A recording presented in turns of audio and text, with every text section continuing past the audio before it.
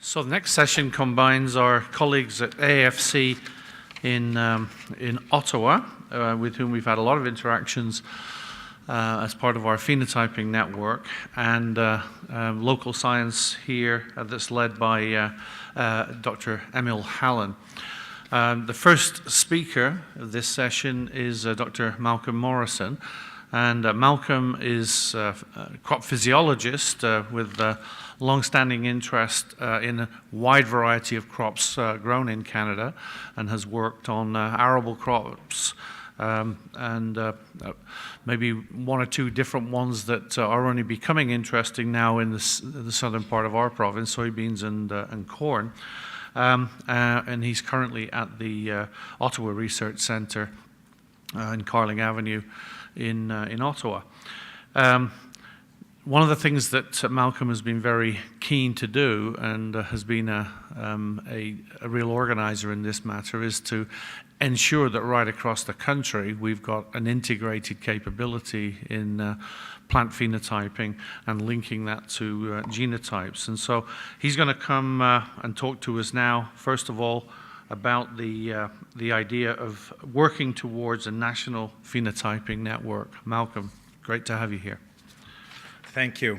So my talk today towards a national phenomics network, and I'm going to tell you about the Agriculture and Agri-Food Canada Phenomics Transformative workshop that we had last year.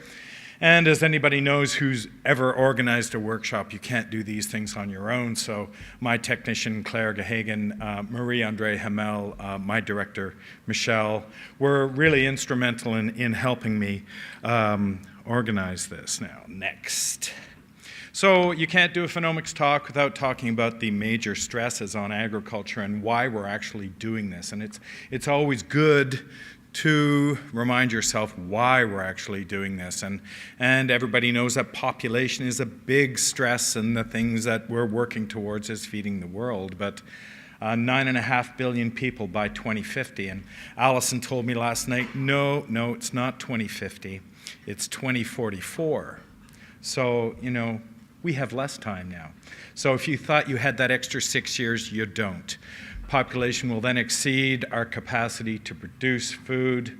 And the real part of this that's a tragedy is that it's going to be occurring in areas that can least afford it, in the developing world, not in the developed world. It's very hard to talk about starvation to a room full of well-fed people. So bottom line here is we need to grow more food, and current methods really just don't cut it. So we have to develop new methods. I read an article in the National Post that people talking about food and climate change should not show pictures of starving people, and they should not show dead polar bears. Sorry, National Post. Climate change, another big stress on agriculture. Carbon dioxide has increased by 27% since 1960. Global temperatures have also increased. And to achieve only a 2 degrees C rise in temperature, this is pretty much given that we're going to get it, but we have to reduce this by 15 billion tons. That's taking 15 times all the cars in Europe off the road to get a 2 degrees C rise in temperature. And even though our premiers of provinces are very smart individuals, the person who won the Nobel Prize in economics, his main conclusion was the only way we're going to reduce carbon is through a carbon tax. So we're going to get a 2 degrees C rise in temperature. What's that going to do to yield? Well, in rice, that's a 20 to 40% yield reduction. And this is going to happen in areas of the world that can least afford it. So bottom line here is we have to breed now for changes 15 years from now. The other stress is the grab bag of stresses, agro-ecosystem destruction. That's things like erosion, salinity, acidification, new diseases that are moving in, insect pests, the loss of our water, our glaciers are drying up, the aquifers are going, rainfall patterns are changing. Urbanization. Even though we only have 6% arable land in this country, cities are still gobbling up our farmland. Since 1971, we've lost 15,000 square kilometers of farmland. That's equivalent to 3 Prince Edward Islands. So, bottom line here is our crops need to be more resilient. So, what can we do? We need to make more food on the same amount of land using methods that mean that we can continue to do this. So this is, the caveat of, or the mantra of sustainable agriculture. We need to improve our yields, make our crops more input use efficient, more pest resistant, more stress resilient. We have to conserve what we have, our soils, the moisture, our farmland. We have to conserve our farmers. We have to use all of our scientific tools that we have together at our disposal. We have to use them together to solve these problems. This is Norman Borlaug, Nobel Prize winner. He's credited with saving more human lives than all science put together. So you could say he's a pretty smart guy. The end of last century, he said that future food production increases will have to come from higher yields. Unless we progress with agricultural yields, unless progress with agricultural yields remains strong, we will experience sheer human misery that on a numerical scale will exceed the worst of everything that has come before us. So Norman Borlaug, pretty smart individual, and I actually went to the barber and said, "Can you cut my hair like Norman Borlaug?" Why does Canada need a higher yielding, more resilient crops? Why? This is a thing you have to say to people in government. You have to give them a reason why we should be doing this. And so you say, well, we want to supply Canadians with safe, nutritious, and abundant food. We have to supply Canadian farmers with varieties that are adapted, competitive, and marketable. They have to be able to sell these varieties. We have to increase our agricultural GDP. The Liberal government has as a policy to increase our GDP. We have to strengthen our national economy that way through our agricultural GDP. We also have to contribute to global food stabilization because, remember, where food is going to be a real necessity is where they have lots of population and where climate change will be affecting them. We have to contribute to global food stabilization this way. We have to maintain our trade balance, and food is one of the things that we export. And we have to mitigate current and future stresses on the agricultural system. Crop yield is a puzzle, and as any physiologist, plant breeder, even soil scientist would tell you, it's very difficult to determine what makes good yield.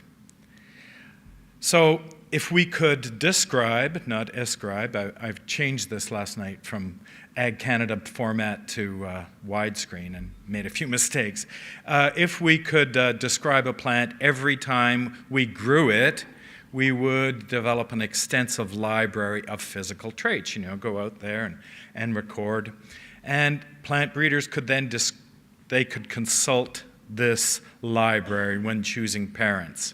Libraries of genes could then be cross-referenced to the physical library, and we would give real life a meaning to these genomic databases. And that's basically what phenotyping is. It improves the speed and precision of plant description, and it standardizes the way this data is collected. It does it in real cool ways, drones and carts and all these things. But basically, unless we have a way of writing down that data that everybody can interpret, then we can't start building these wondrous libraries. So this is data collection, handling, storage, and use. And it's a very huge part of phenomics. But it's really only 30% of what phenomics actually is. Taking the images, processing it, pipelining all this data, all these programs, it's only about 30%. Planning, planting, weed control, observations, good ideas, harvesting, cleaning that seed post-harvest processing. That's about 70% of really what phenomics is all about.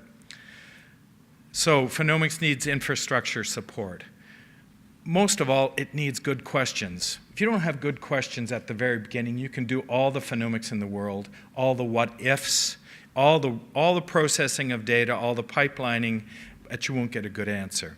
You need good questions to give you a good answer. Good questions come from collaboration. All that to lead up to why we had a phenomics transformative workshop. Agriculture Canada has had several transformative workshops, and I was lucky enough to get one. The objective was to develop a greater understanding of what phenomics is and establish a foundation for incorporating phenomics into plant breeding programs within Agriculture and Agri-Food Canada.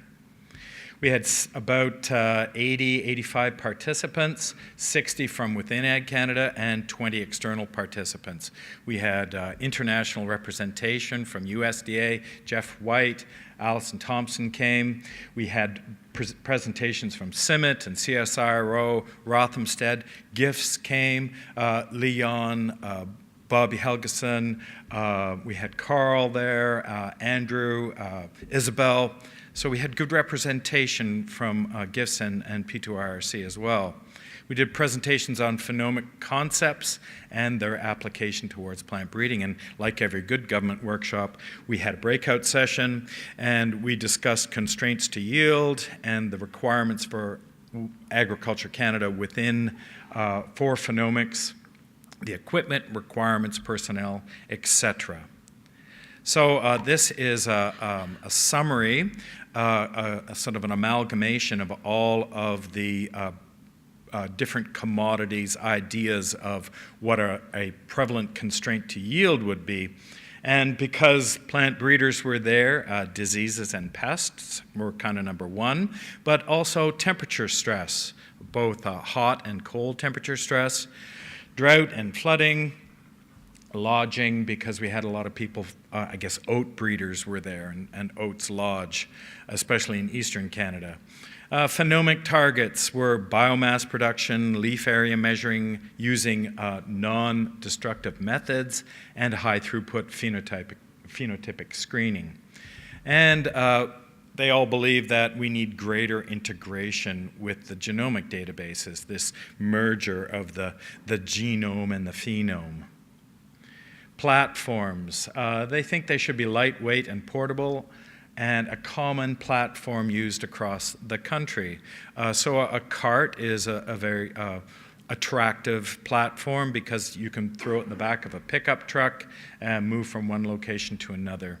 Also UAVs, when things improve with UAVs, as you've shown us or shown me, things are improving with UAVs.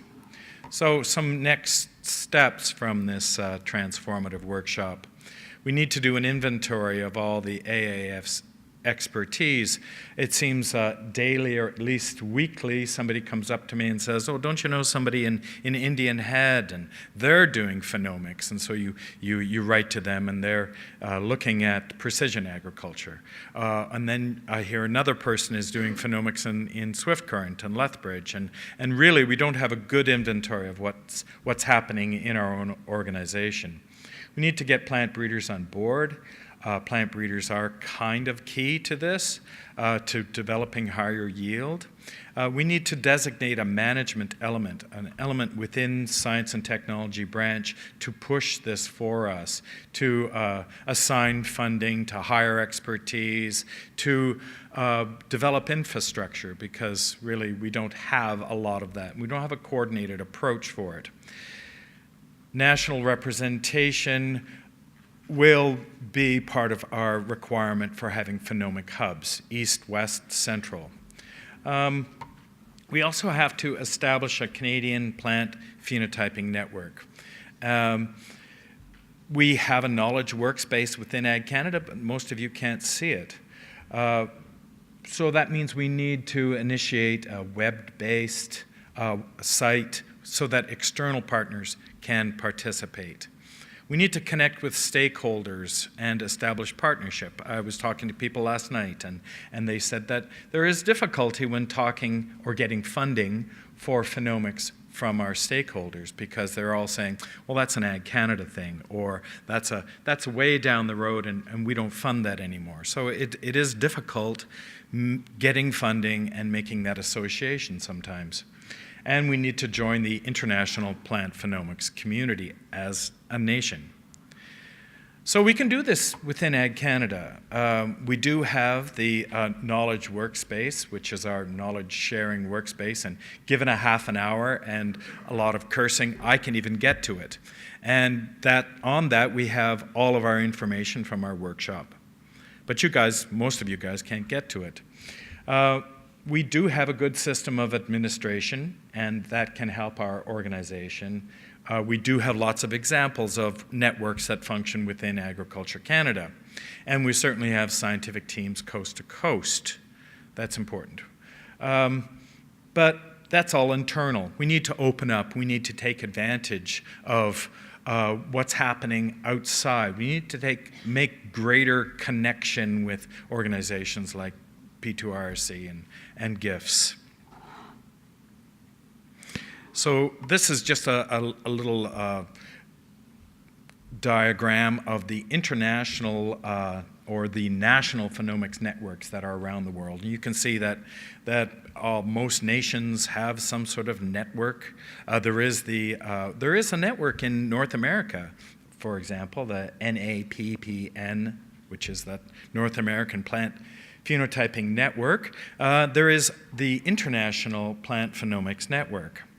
And we Googled this and went to their website and looked at participating institutions. And Morris said that GIFs is part of this, and you should send them an email because the GIFs logo does not appear to be on their website. So that's an oversight for sure. They have as goals to establish a global network of institutions, to increase communications, and to increase the visibility of plant phenotyping. They, of course, did this in far more words and with great eloquence, but I just sort of did my own winnowing program and got down the three essential elements. This is the North American Plant Phenotyping Network, the NAPPN, and the purpose for them is to establish a regional network to identify potential bottlenecks, facilitate collaboration across disciplines, locations, and facilities, and incentivize. I love that word, incentivize. When you say it, you have to raise your hand. Incentivize research between public and private sectors. You have to promote a framework for data standards, and I think that's really important. Something I talked about initially was it doesn't matter if everybody's collecting data in different ways, then you can't merge all this stuff. You can't put your data together. It has to be with some of the programs we saw maybe yesterday that if everyone used that program, then that just makes the whole power of phenomics that much more impressive. So what would a Canadian plant phenotyping network, what would it do for us? I believe that it would increase collaboration amongst our diverse disciplines. You can see it here. You have computer science people saying, oh, that's what a plant looks like. And you have plant physiologists saying, oh, well, that's what code is. And you put this together and the strength increases. It would provide a good repository for technical information. Things like, oh, don't use that camera, it's awful. Or do you have pictures of germinating seedlings so that I can train my deep thought? It would reduce technical redundancies. You know, an awful lot of phenomics is, oh, that camera's cooler than the camera that I had last year. Can I put it on my instrument? And maybe we're doing that just a little bit too much. It might be able to leverage funding for opportunities, because sometimes when you have the word national in front of your name, yes, I'm supported by the Canadian Plant Phenotyping Network. That sometimes is a plus for you when you're going to funding agencies to fund your programs. It would increase our critical mass of expertise.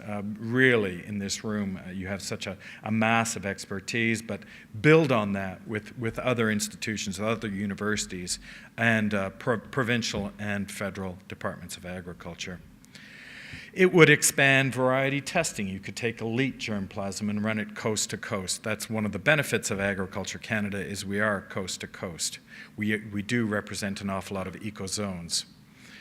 We would have national representation at international meetings. That's important for me. And we could certainly increase public awareness of what phenomics is outside of Saskatoon and outside of the people that I talk to at parties. You know, what do you do? And we could facilitate the integration of phenomics into new crops. But first, we have to take first steps. So how do we do this? You have to recruit enthusiastic people to establish this plant phenomic network. We have to really, this is one of the things we have to do, is establish a public website that we all can gain access to. And what would the membership be for that website? What would the framework be? I do have some experience with societies. I did work for Canadian Society of Agronomy, and to do this, to make your own network, it is complicated. You have to have executives. You have to go through a treasury board a process. You have to have a constitution. All this stuff has to be ratified by Treasury Board, or else they tax you. What we could do is join the North American Plant Phenotyping Network. And maybe they're going to change that to the US and Mexico and Canada Plant Phenotyping Network, probably. And there's a danger in that, because sometimes when you join a big network, you can be quite quickly pushed aside, and you will be assimilated, because, of course, resistance is futile. So that's the problem of big networks. We could also join an organization like the Canadian Society of Agronomy or the Canadian Society of Soil Science. These are established organizations. They have directors. We could be an umbrella organization underneath these organizations. I think that both CSA and CSSA, CSPP, the Canadian Society of Plant Physiology, they would welcome an organization of phenomic scientists into their society.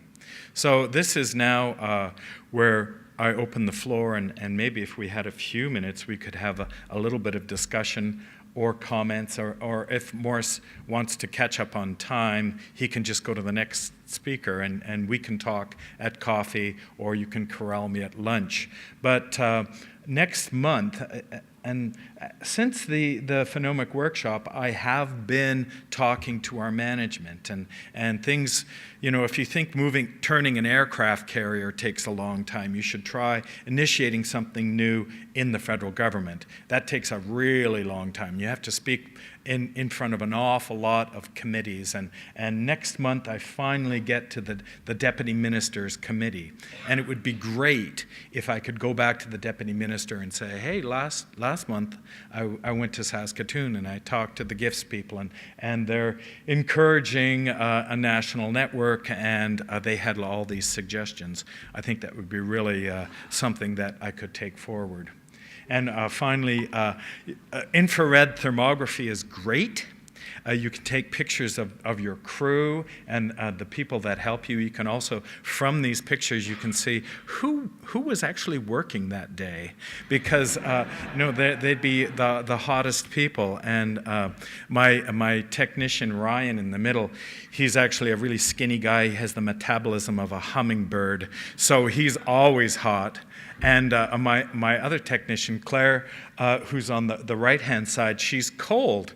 And that's strange, because Claire is usually very hot, but she isn't in this picture. And she told me, oh, remember, I was just going inside to get the infrared camera, so it was in the air-conditioned room inside. Sure.